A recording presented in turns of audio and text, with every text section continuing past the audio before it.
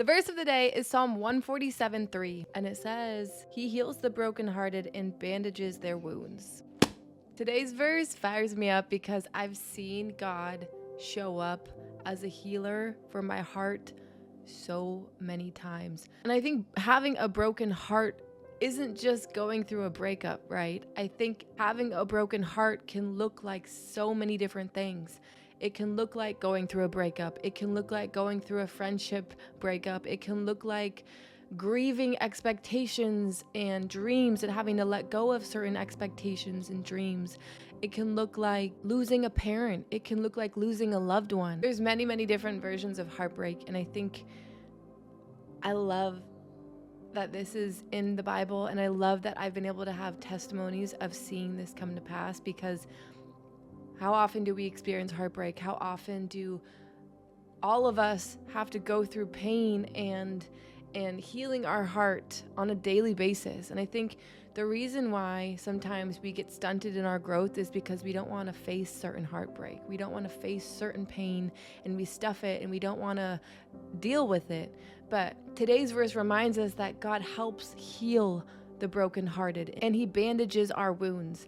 And I think, a verse like this could feel like a bunch of words, like, okay, He bandages my wounds and He deals with my heartbreak, but I haven't experienced that. And I think rather than that being evidence of God isn't who He says He is, I think it's just an opportunity for you to find out for yourself. I think it's an opportunity for you to understand what it means for God to heal your broken heart, for God to heal the brokenhearted.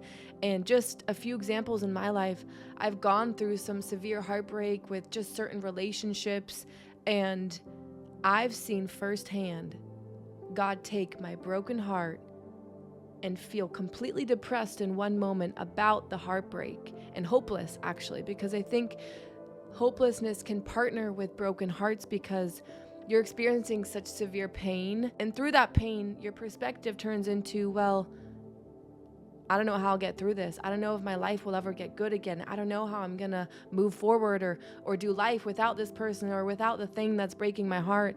And God has shown me that He's literally able to fill that void. He's literally able to heal that part of you that feels so severe and so painful. And I think it's important to remember that that pain is temporary. And if you run to God, and I've done this so many times where I'm like, Lord, I feel broken. Lord, I am hurting. Lord, I am depressed. Lord, I am X, Y, and Z. I need you to fill that part of my heart that is hurting. I need you to make my heart whole again. I need you to reinstill my joy. I need you to remind me of who I am and that I'm gonna be okay, and redeem whatever was lost. And He's able to do it. He's literally able to take your hurting, broken heart, love on it. It may not be overnight, but I've actually seen situations where He's been able to heal my heart overnight. And I think it's just partnering with trust that God can handle your heart, and He is a professional at healing hearts, and He knows exactly how your heart was made, and He knows exactly who your heart was made to become and how He can transform it to get there.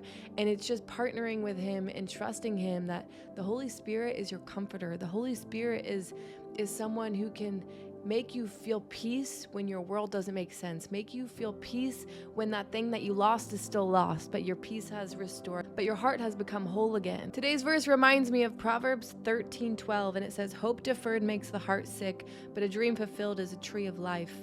Hope deferred makes your heart sick. So when you're heartbroken, your hope gets deferred.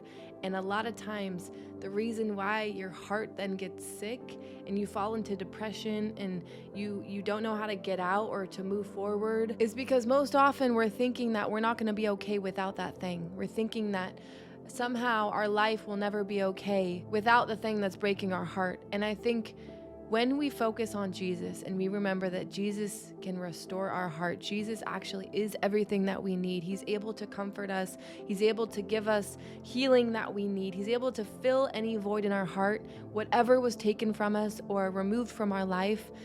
He's able to fill that spot. And Jesus is the definition of hope. And when you have relationship with him, you're able to move forward because you know that God uses everything for good. So even with your heartbreak, he's able to show you how real he is, because he's able to mend your heart in a way where you know it was God. You know how deeply you were hurting. You know how depressed you were. And so when your heart starts to feel whole again and you feel new strength and you feel new joy and your peace is restored, you know without a doubt it's Jesus, because you know where you used to be. And this is how God uses everything for good. This is how God uses your most painful moment and brings purpose into it, because it's helped you realize how powerful God is and how real he is and how he can fill every single need in your soul, which means from that moment forward, you can run to him when your heart gets broken again. You can run to him when you're feeling sad. You can run to him with any feeling or emotion or need. I think today's verse also pairs well with yesterday's verse, because we talked about how we have to put our refuge in the Lord and we can't trust people, because people break hearts. That's what happens. People are painful. And when you have Jesus as your refuge, you're able to get restored and whole and healed again, no matter how many people hurt you, no matter how much pain you get from people, or how many hearts get broken from the people in your life. You're able to get whole and restored again and refilled with love, so that you can continue to love your people well, no matter how many times they disappoint you. Today's verse also reminds me of Matthew 5:3, where it says, "Blessed are the poor in spirit, for theirs is the kingdom of heaven." I think this just speaks to, again, the opportunity we have when we're poor in spirit, when we're brokenhearted, when we're feeling sad, the opportunity that we have to gain new strength in the midst of that weakness, to gain purpose in the midst of that pain. And that's what Jesus does. He flips situations upside down and brings purpose into everything. My version of Matthew 5:3 says, "God blesses those who are poor and realize their need for him." Sometimes I think the heartbreak is just an avenue to help us realize that we need God.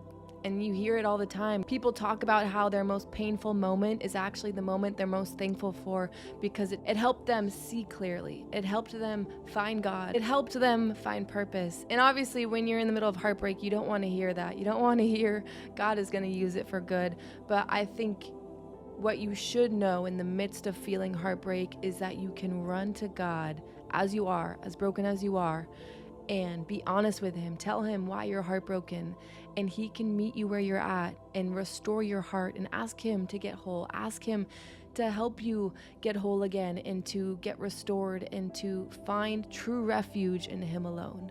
Okay?